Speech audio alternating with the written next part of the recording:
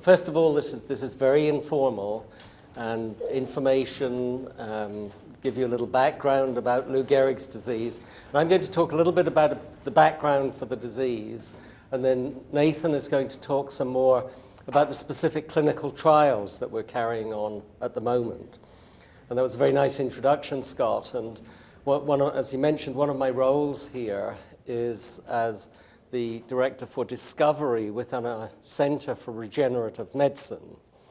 And regenerative medicine is the area, a new area of medicine that's looking at how can we help the body to heal itself.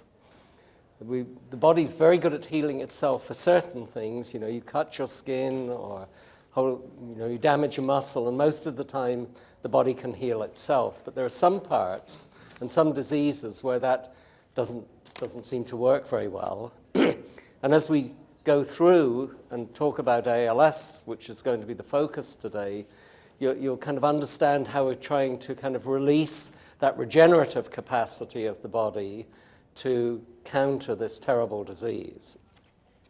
It's also appropriate that this is at Heritage Days because Lou Gehrig is part of the heritage of the Mayo Clinic.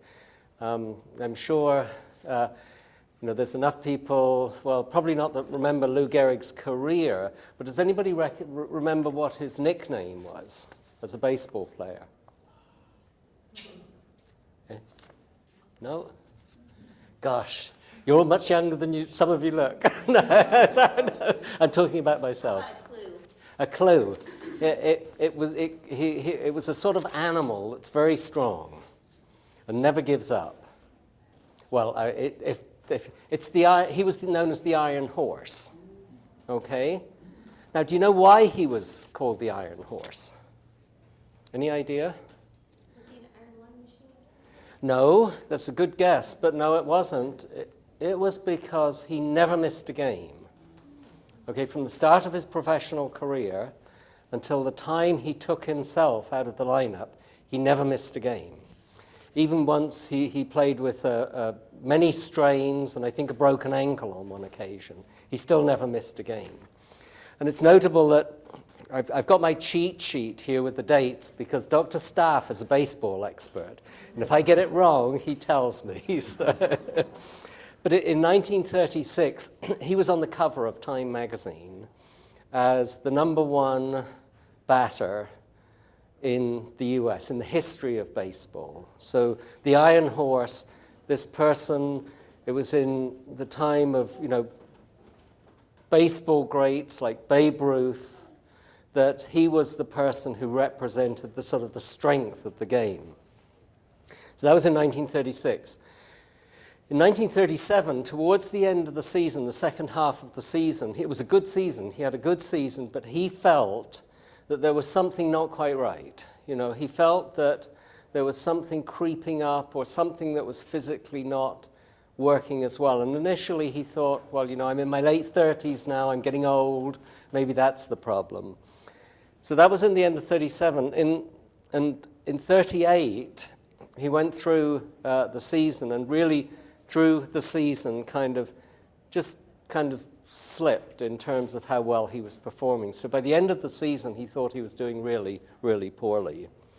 He came to spring training in 39, and he was already having a great deal of trouble kind of getting about, and he still got in there, and they wanted him to be part of spring training, and he did, but he was really having a hard time. And he played the first couple of games of the season, and again, it was very clear that he had something seriously and significantly wrong with him that wasn't just aging. And I think it was in April, late April, beginning of May, he took himself out of the lineup. So he wasn't benched. He said, no, I don't want to let the team down. I'll sit on the sidelines. Well, his wife realized that something serious was going on, and together with the manager, they arranged for him to come to the Mayo Clinic. And that's what links the heritage here. And he came here in June 1939. And immediately when he was seen, he was actually referred to Dr. Charles Mayo. And when he came and was seen, it was very rapidly in the neurology department, the diagnosis of amyotrophic lateral sclerosis was made.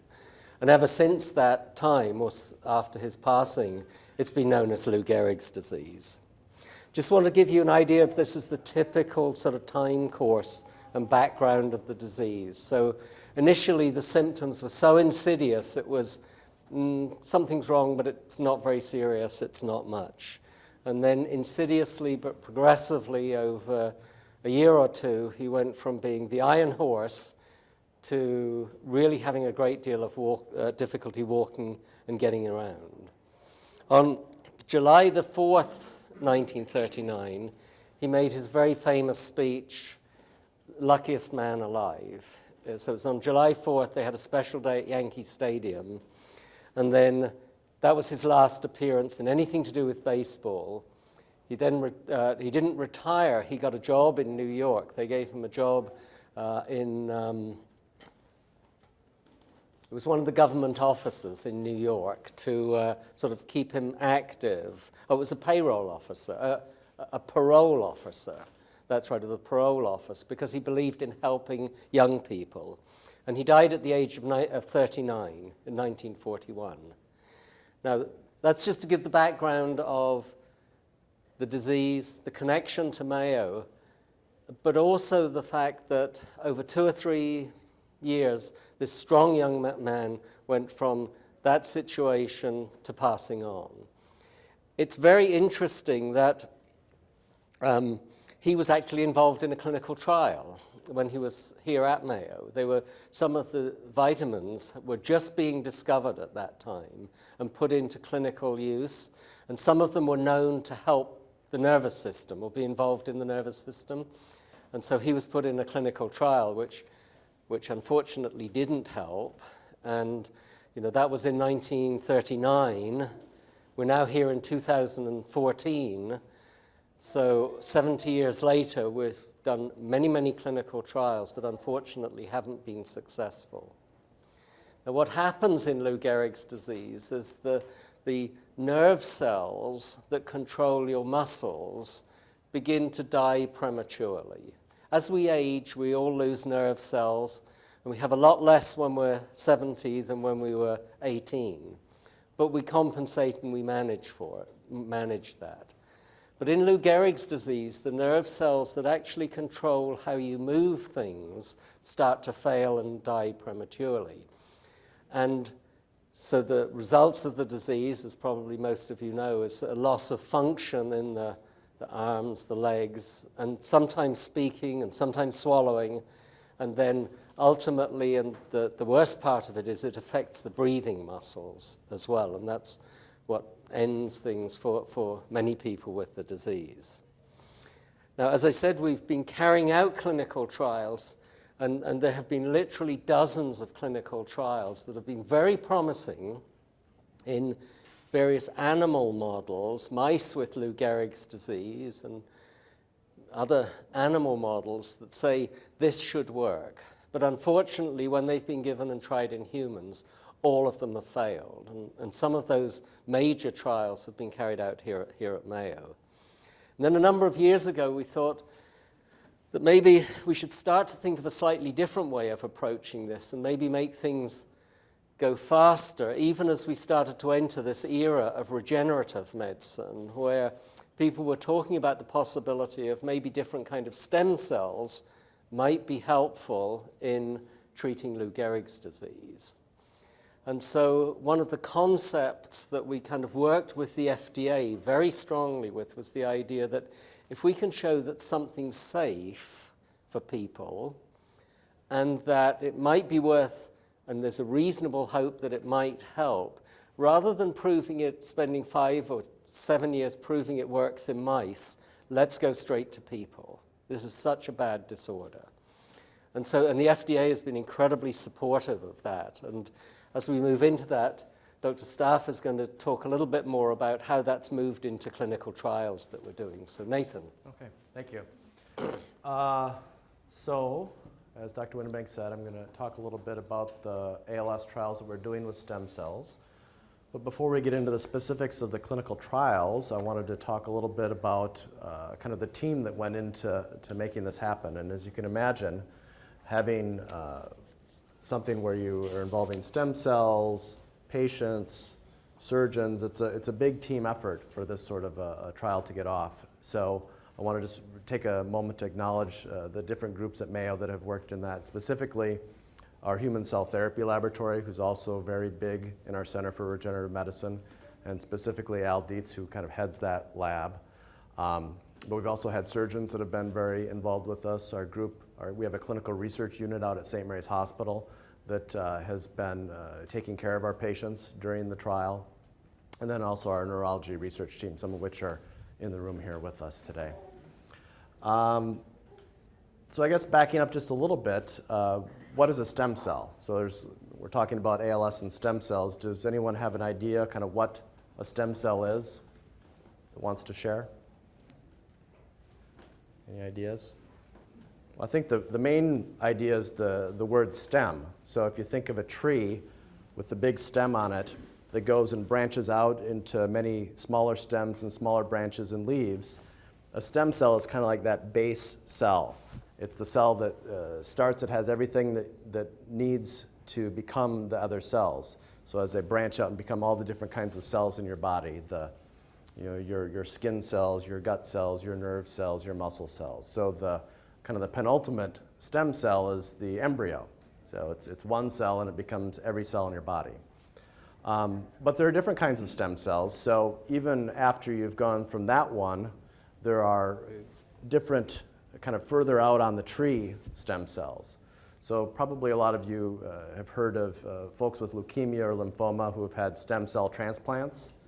So that's a little bit different. They're not taking embryos and giving them transplants with embryos.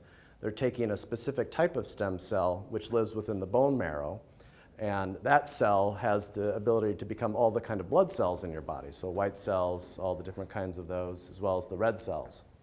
So in patients with leukemia, what happens is they're given a toxin that gets rid of the stem cells that are there in their bone marrow, and then they're replaced with other stem cells that kind of come in and then replenish the blood supply for your body, hopefully curing the person of the disease. Now we're using, again, a different type of stem cell, which is called a mesenchymal stem cell, and we call it kind of MSC for short, so MSCs. And this cell either lives in the fat or in the bone marrow. And the MSC has the ability to not become blood cells or every cell in the body, but it can become things like fat, it can become cartilage, it can become bone, it can become connective tissue and muscle. And so we've chosen to use this type of stem cell for treatment in ALS for a few different reasons. One is that this type of stem cell is known to have a mild anti-autoimmune mechanism, so an anti-inflammatory mechanism. And there's recent studies to suggest that the progression of ALS, kind of how fast people succumb to the disease, may be related to the amount of inflammation that's going on around the nerve cells. So the MSCs can maybe help with that. Another thing that's unique about these cells is that because we can so easily take them and work with them in the laboratory, we're able to modify them. So we can theoretically take the cells out, go to the laboratory, make them into different types of cells that may produce a growth factor that helps protect the neurons. One thing that should be kind of pointed out is that when people think about stem cell therapy for neurologic diseases such as ALS, oftentimes it's thought that we're putting in a cell that's going to become the neuron, and then that neuron's going to grow out and replace the neurons that have died from the disease. In this case, we're really looking at a stem cell that goes in and protects the cells that are there. So the idea is that if we were able to introduce these cells early enough in the disease, that they may be able to protect the neurons from dying off prematurely. Okay? So we're using MSCs for ALS. And how do we do that? Well, it's like I said, it takes a big team. The patients, we bring them in, we spend a long time talking with them about the risks and benefits of entering this sort of experimental study. And then if they decide to come along and kind of be pioneers in this sort of work, they get a little incision taken on their abdomen. You may have seen it. I think this video keeps showing the incision. And our surgeons will go in and take a few tablespoons of fat from them. I must say, many of the patients say, can you take a few more than a few tablespoons? But we haven't done that. This is for research. But anyway, so they take the fat and they bring that to the laboratory. And in the laboratory, they're able to isolate the MSCs from the fat. And then the MSCs grow and grow and divide, and they go from maybe thousands of MSCs in the harvest to billions of MSCs after they've spent roughly 8 weeks in the laboratory. Patients come back 8 weeks later, they go to our hospital, they get the stem cells injected into their spinal fluid, and that's done. There's a picture up here also where it goes into the spinal fluid area along the lower back. And really, this is a safety study. This is the first time this has been done in humans where we've taken fat-derived MSCs and injected it into patients with ALS. And so the first thing we need to establish is this even a safe thing to do? Should we even go further with this sort of study? So all of the things that we've done to design the study are really surrounding how can we establish that this is a safe thing to do. And so the way we've done that is we have different groups. So we're having roughly 25 patients that are in the study, and each group as it goes along through the study gets more cells. So the first group got 10 million cells, and then the last group will get up to 100 million cells. And so along the way, we're really monitoring them closely to make sure that this is a safe process. And then we're also making sure that we're checking for things to see if there's been any benefit. At this point, it's too early to tell whether there's been any benefit. Like I said, the study's not really designed to look at that. But we're hopeful, and it doesn't appear that we're really hurting anyone. So we're hopeful that this will continue to go forward as a possible treatment for this terrible disease. One other study that we're doing is in conjunction with a company. So there's a company in Israel called Brainstorm, and they have come to America to do their phase 2 trial, which is kind of the next trial after safety. And so we're one of 3 sites that'll be doing that study, and it uses a very similar technology, looking at injecting MSCs into patients with ALS.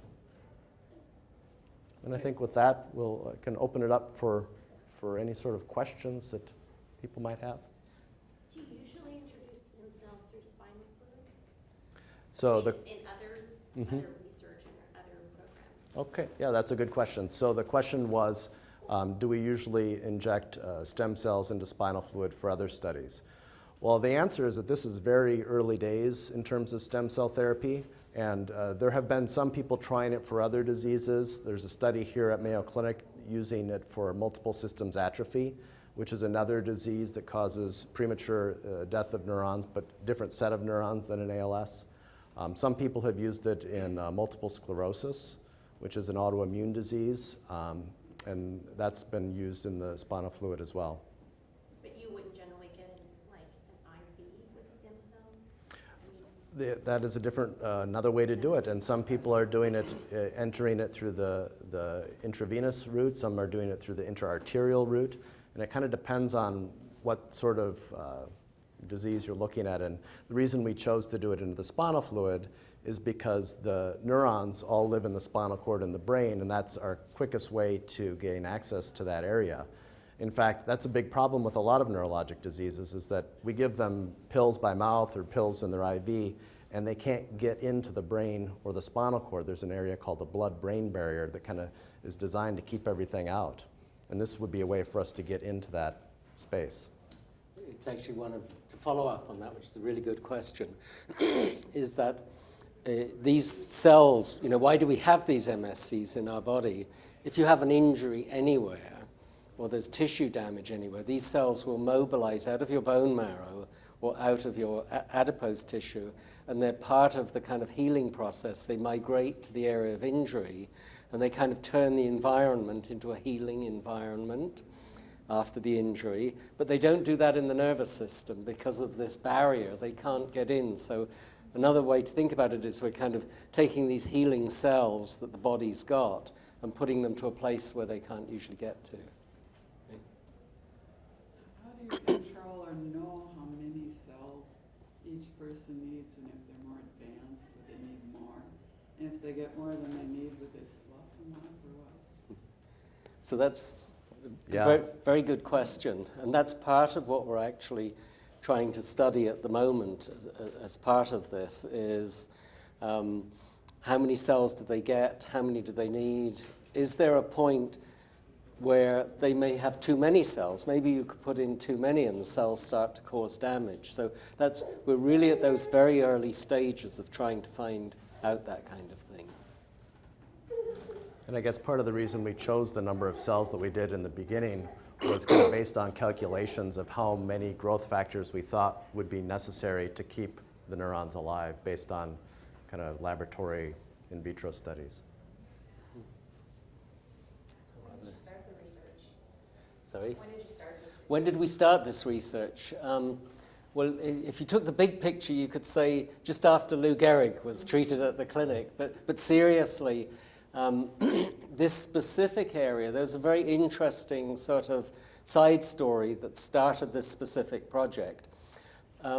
Mayo Clinic has had a human cell therapy lab that is a laboratory that makes stem cells of good quality that can actually be used in clinical trials for about 10 years. And the director of that cell lab was a colleague of ours.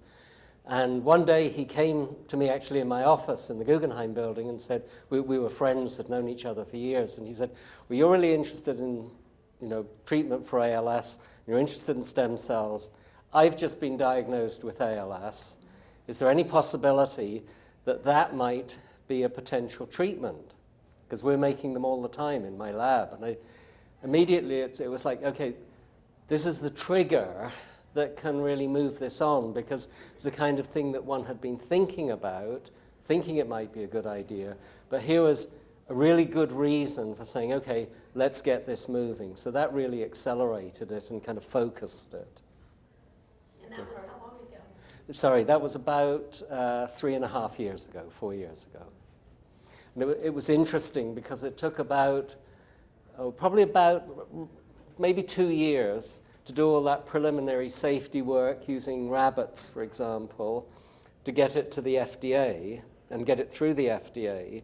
And then the first patient, the pilot first patient, was about 2.5 years ago. Mm-hmm. Now, a lot of people ask, we get huge numbers of questions about this because, as soon as, when you do any form of clinical trial, you have to put it out in a public website. It's one that the National Institutes of Health run to say exactly what the trial is and how you're doing it. And of course, people with ALS are watching that all the time and see if anything new's coming.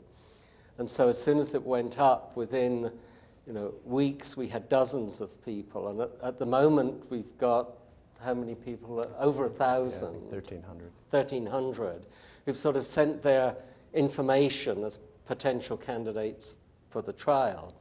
So we look very carefully at all of them, and we work very closely with the FDA. And the FDA wants to get results as quickly as possible. And so they've kind of narrowed the window of who would be eligible for the trial, because they've said, if you're going to be able to tell there's an effect and tell that quickly, you've got to be treating patients who've got pretty typical Lou Gehrig's disease like Lou Gehrig, not patients or people who've had it for maybe 10 or 15 years and have a very slowly progressive kind of the disorder. We'd love to treat everybody, but to get answers, we need to be treating people who are early in the course of the disease and people who are kind of progressing at the Lou Gehrig rate of the disease. So there are very defined characteristics that you have to meet. And it's not restrictive, and it's not because the FDA is kind of pushing back. It's because they are saying, we want to get the answers as quickly as possible, because if it works, we want it to be made available as quickly as possible. So Yes? is this a controlled study, meaning that some people are not getting the stem cells at all? Not the Mayo study, not the first one that I described. So in this case, the phase 1 study, everybody's getting the treatment, and it just kind of depends on what time they come in determines how much they get. So it's between 10 and 100 million.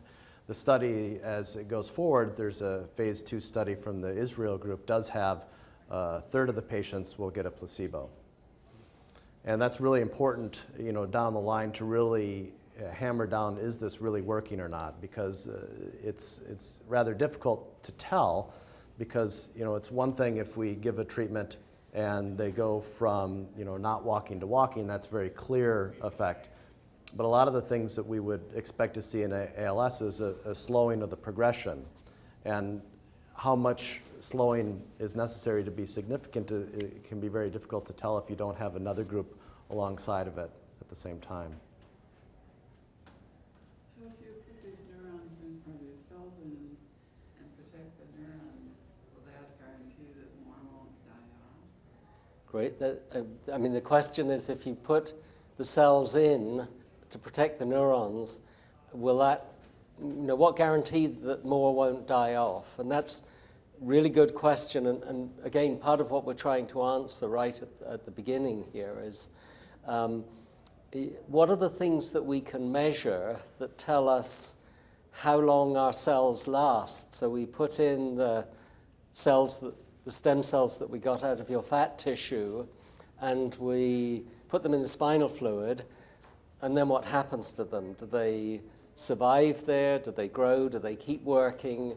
If one was going to do this, would you need to do it once every 2 months, once every 6 months? Part of the initial studies are the volunteers who take part, as Nathan said, these are courageous people to take part in clinical trials and very giving. And one of the things that they give is a lot of samples. So they get very frequent spinal fluid, spinal taps, where we're taking out the fluid. And fortunately, yes, you pulled a face there, fortunately, the way we have of doing spinal taps with our special team is very, very atraumatic, and it usually doesn't hurt and is not like the horror stories you've heard. But still, having weekly or spinal taps every 2 weeks is quite a gift. But with that, what we're doing then is analyzing their spinal fluid to say, are there markers that tell us that the cells are surviving? Can we see changes that are happening in the spinal fluid? We're also measuring lots of things with blood samples from the patients as well, and it's quite clear that injecting the spine cells into the spinal fluid is doing something quite profound to the body's immune system. Now, whether that's in the end will turn out to be a good thing or doesn't matter or what, we don't know, but we know we're definitely doing something. But that's that's one of the key questions, and actually it's one of the toughest ones to answer, practically.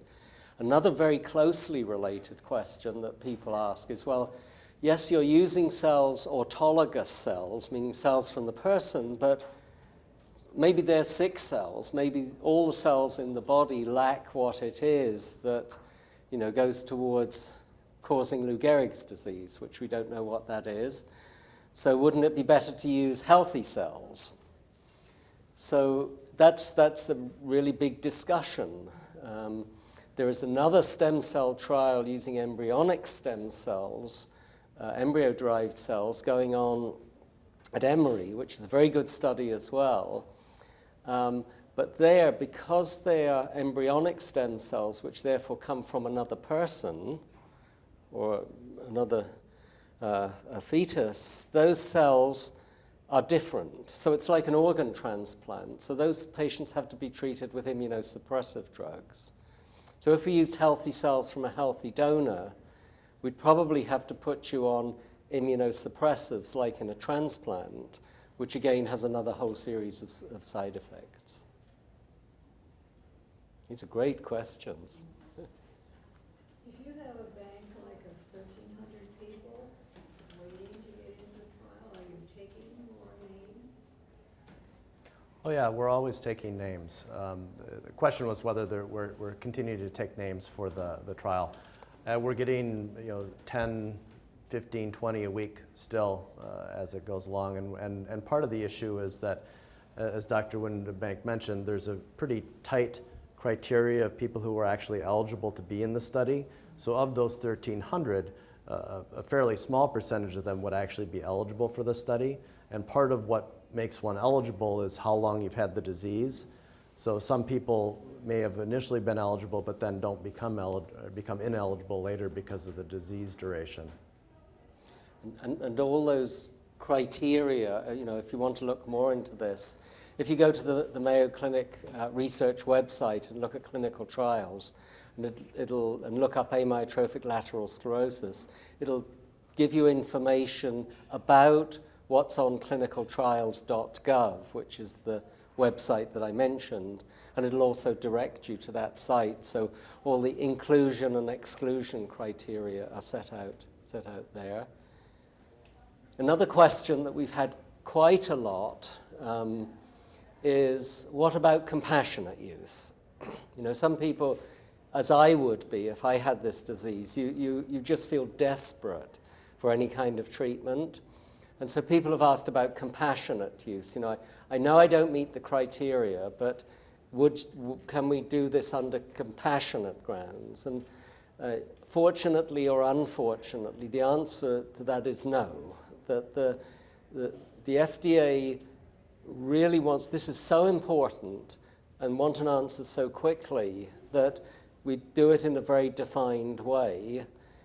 If we're treating patients outside of the trial, sort of on a compassionate basis, you're not only you're losing information, but you're using resources that are very limited. The resource that's limited at the moment is our ability to manufacture cells for the number of patients that we could treat. Okay, so the most patients that we can treat is between, maybe 2 to 4 a month. And that's simply the capacity. We've got one of the largest cell production facilities in the country, but even with that, that's the limiting factor. So that question of compassionate uses, it's a really difficult one, but the FDA has simply said, no, please do the trial as designed, use all your resources to get the answers as quickly as possible. Did you ever make, I don't know why I'm over talkative. Not Did at you ever all. make synthetic cells? Very good. A synthetic cell, that's where the science is at the moment is that the simplest form of life at the moment is a virus. And just, scientists, researchers are now just about able to make a virus from sort of basic components, basic building blocks. We're nowhere near being able to make a fully synthetic human cell. So, good question. What we can do, though, and what the technology is really advancing very quickly and coming into clinical use, is modifying a cell to make it do different things. And that becomes very, very important. In a way, you can think of our MSCs as being a little bit like the Trojan horse. We're slipping it past the barriers that the brain puts up to stop things from getting in, and we're making it sort of release its healing powers inside the nervous system. Well, another thing is we know already that there are a lot of factors that are very good at protecting nerve cells or making nerve cells grow. So the third phase of this will be kind of halfway to the question that you're asking, which is not synthetic cells, but cells that have been genetically modified to overproduce those factors. And we'll already know that the cells are safe. So then we'd be able to say, okay, we've got our horse, our Trojan horse, now we can put different things into it to put them into the nervous system. Is a person born with ALS? You want to talk about well, genetic? that's a great question. So the question is whether people are born with ALS. Approximately 10% of people who develop ALS have a known genetic reason for having ALS. So their mother, their father, brothers, sisters may have it. In the rest of the population, 90% of the patients, it's called sporadic ALS. And there's no clear single genetic factor that causes it. Kind of the running hypothesis that people have now is that it's probably some sort of interplay between your genetic makeup, and by that I don't mean like a single gene, I mean like many, many different genes and how they interact, and then something in the environment that goes along with those genes. And so there have been many studies over the year looking for things in the environment that may trigger ALS, and there are a few things that very minimally increase the risk of ALS, but at very, very small levels. So you and I have all been probably exposed to most of these things that are thought to increase the risk of ALS. But if we don't have the exact genetic makeup to bring it on, you don't get that perfect storm and lead to ALS.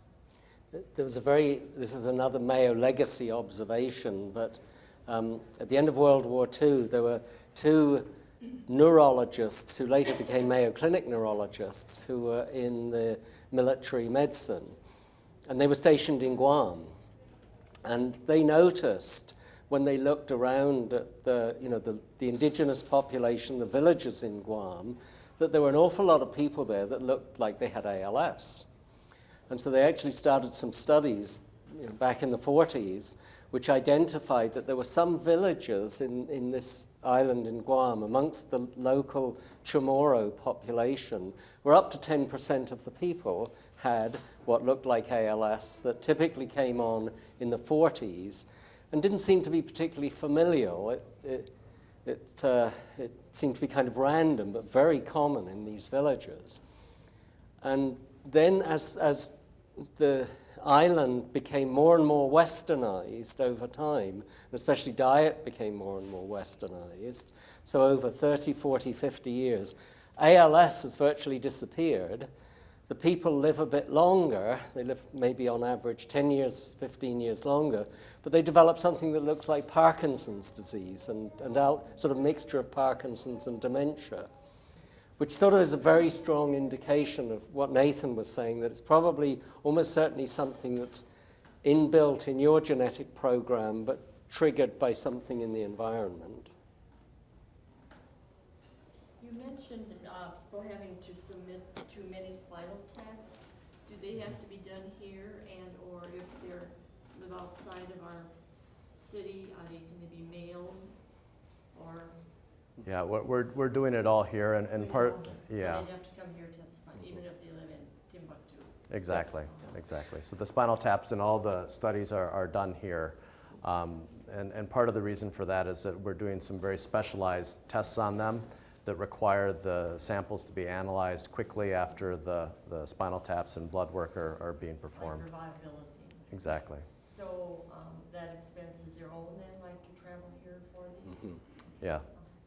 It's actually one of, people say, well, how do you choose people for the clinical trial? And that's, obviously we don't advertise those because everybody will immediately have those sort of characteristics. But one of the things we look at is how is a person going to be able readily to travel here or be here?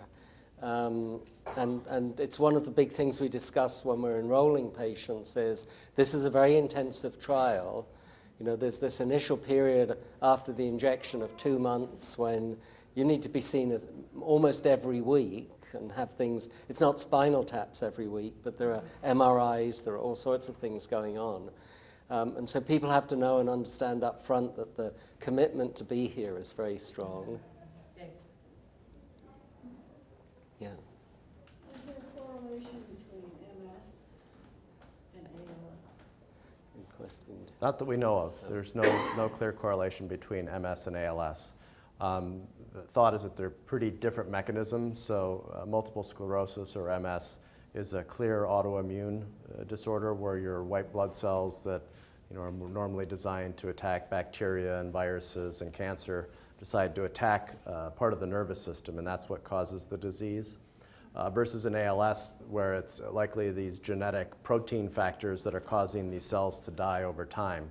Now, there may be some immune component to ALS that may determine how fast or how slow people progress, which is something that's kind of unique with ALS. Some people go from being normal to dead within 4 months, and then you have people who are normal and still alive 20 years later. And there's a huge range in there. And it may be that the immune system may have some role in determining that. So another question that we get asked about as well, as especially from people who've been following things very closely, is that there was one of the first patients to be treated in Israel was a very prominent rabbi who was a leader, a scholar, rabbi, and he's been extremely public about this. And it was a bit mysterious as to what he was actually suffering from. And he actually came here, so we saw him early on, and made the diagnosis that he actually had a mixture of ALS and an autoimmune disease, which is myasthenia gravis, which also attacks your muscles and strength. And he had two separate rare diseases, which was why it was kind of difficult to diagnose. Now, he was in the trial in Israel, their first safety study that they did in Israel, he appeared to respond dramatically. And I was fortunate enough to see him when he was here in Rochester, and then a couple of months after he'd been treated in Israel. And it was very clear that he had dramatically improved. Now, on the other hand, it's clear that ALS patients generally that we've started treating are not making that kind of a dramatic response, but that he had some sort of a mixture of a disease, part of which is definitely autoimmune, that responded very dramatically. There's also a patient in the Emory study who's also received quite a bit of press, and that he's made some substantial gains in his function after their study using the embryonic stem cells that are injected directly into the spinal cord. And there's been kind of spin-off studies trying to figure out why that might be happening. Is it the cells? Is it the surgery? Is it the anesthesia? Is it the immune suppression? It becomes very difficult to sort these things out. I mean, I guess the thing that we're all excited about is that we're seeing people making some recoveries, which historically has not been the case in ALS research. Somebody had their hand. Yes, sir. That leads into my question. Are there tests done in other countries, and are they easier to get into? And what's the disadvantage and advantage? Of course, they don't have to go through the same rigmarole. It's a very good question about other tests available, or are people doing studies in other countries. As I mentioned, in parallel, we actually started doing the clinical trials, our very first one here before this, but then they completed a smaller safety study in Israel, and it actually turns out it's more difficult, much more difficult to get into their trial than it will be to get into the ones here. There have been, over probably the last 10 years, quite a number of not research organizations, but basically kind of medical clinics that have sprung up and said, well, we'll give you stem cell treatment like this for everything from autism and depression to MS to many, many different diseases. And oh, by the way, it's going to cost you between $20,000 and $100,000 for the treatment. The first thing that I always tell patients or tell people about in general is that if you have to pay for some form of experimental treatment, it's bogus. You cannot, in none of the developed countries, nowhere in Europe, nowhere in this country, nowhere that has a well-established medical system, it's unethical to charge people for research studies. So as soon as you hear, yes, we'll do an experimental study and it'll cost you $30,000, no, it's not being done in a valid way. Have they studied the people responding better, other elements other than the stem cells, like diet, vitamin, mineral, the area of the world they're from, age, or anything? Yeah, so the question is, are the people who have been responding to these treatments, have they been studied more thoroughly? Or even people who have more slowly progressive ALS. Oh, yeah. So the first part, the people who seem to be responding to the treatment, I think it's too early to say, and the people who are doing the studies are looking into that much more carefully. But there are large studies that have been looking at environmental factors and genetic factors and trying to see whether there are any things that we can pull out that determine how fast or slow a person progresses. And there are multi-center studies, multi-international. Yep, exactly. It's interesting. I don't know if anyone remembers, probably maybe between 15 and 20 years ago, there was a lot of interest saying it seems that a lot more sports players are getting ALS, or people associated with professional sports. Football players, there seemed to be like a cluster of cases around the 49ers, and professional baseball players. And gosh, look, there's Lou Gehrig was the first person or the person whose name was attached to it. And there was a lot of interest and a lot of studies done then to say, well, is it something to do with what's used in professional sports training or steroids or something that they put on the ground? And for a while there was a lot of investigation into something called milorganite. Now, if any of you grow plants and have deer, you know that milorganite is a special kind of fertilizer that's used to be used extensively on football fields and professional sports fields because it's a really good fertilizer, which came from Milwaukee and came from the Milwaukee sewage system. So it was human waste that had been processed. And so there was a theory, well, maybe there's something that in human waste that if you spread it all over the sports fields, that the players might be exposed to. And that was very extensively investigated, including by people here. Ross Perot, if you remember Ross Perot, put a lot of money into researching that, and it ended up turning, no, it's just one of those coincidences. Because professional sports players are so visible, you kind of notice it. But all those things, occupation, one of the things that's popped up in a number of different studies is that if you work in industry that involves heavy metals or batteries with exposure to things like nickel and cadmium and lead, maybe that's very, very slightly increases the incidence. There was perhaps a very, very small increased incidence in service people who served in the Gulf War and in the Iraq operations. So again, there have been these questions, but they're very, very small effects. So how long is a person in the study? Like, are they in it for 3 years? The commitment is that once a person's in the study, we will follow them forever or until they die. So yes. And we hope... Wait, but are they doing No. spinal taps No. like real often with those? or Yeah, what? no. So the patients are officially in the study for 2 years. It's very intense in the beginning, and where they get the multiple spinal taps, the MRIs, the multiple clinic visits in the first month or two. And then it becomes every 3 months after that. And then it's just questionnaires, clinic visits, examinations, but no more of the spinal taps. What's the next step after this is phase 1, right? Mm-hmm. Yeah. The next step, you're looking at the findings, or? Sure. So the question about the next step of the trial, there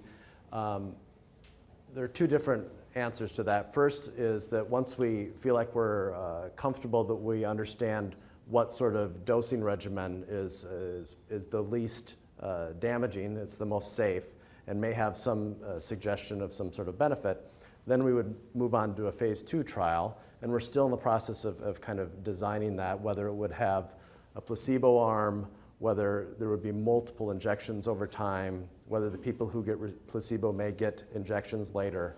But that would be the main next phase with the specific type of cells that we're using now.